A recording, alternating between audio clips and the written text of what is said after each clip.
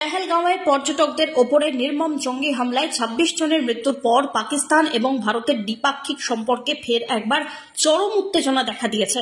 সূত্রের খবর, এই ঘটনার পর ইসলামাবাদ আশঙ্কা করছে যে ভারত যে কোনো সময় প্রত্যাঘাত করতে পারে।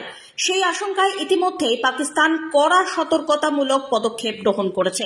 পাকিস্তান সরকারের নির্দেশে দেশের আকাশ সীমানায় নজরদারি বাড়ানো হয়েছে। শুধুমাত্র ভারতীয় বিমানের ওপরেই নয়, ভারতের আকাশসীমা ব্যবহার করে কোনো বিদেশি বিমান পাকিস্তানে প্রবেশ করলেও তাতে কড়া নজরদারি চালানো হচ্ছে। কোনো বিমান যেন অনুমতি ছাড়া পাকিস্তানের আকাশে প্রবেশ না করে সেই বিষয়ে কড়া বার্তা দেওয়া হয়েছে। এরই মধ্যে পাক অধিকৃত কাশ্মীরে সমস্ত উড়ান বুধবার বাতিল করে দেওয়া হয়। অন্যদিকে ভারতের তরফ থেকে পাল্টা পদক্ষেপ নিতে দেখা গিয়েছে।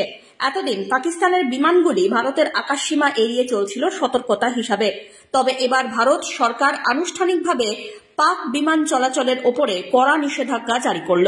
অর্থাৎ এখন থেকে কোনো পাক বিমান ভারতের আকাশে প্রবেশ করতে পারবে না। এই সিদ্ধান্তের ফলে দক্ষিণ পূর্ব এশিয়া এবং ওশিয়ানিয়ার দেশগুলিতে যাতায়াতকারী পাকিস্তানি বিমানগুলিকে দীর্ঘতর পথ অবলম্বন করতে হবে। ফলে বেড়ে যাবে উড়ানের সময়, জ্বালানির খরচ এবং টিকিটের ভাড়া। একই রকম সমস্যায় পড়েছে ভারতীয় বিমান সংস্থাগুলিও। পাকিস্তান আকাশপথ বন্ধ করে দেওয়ায় তাদের বিকল্প রুট ব্যবহার করতে হচ্ছে, যার ফলে ভোগান্তি হচ্ছে যাত্রীদের। ব্যুরো রিপোর্ট, আজ বাংলা।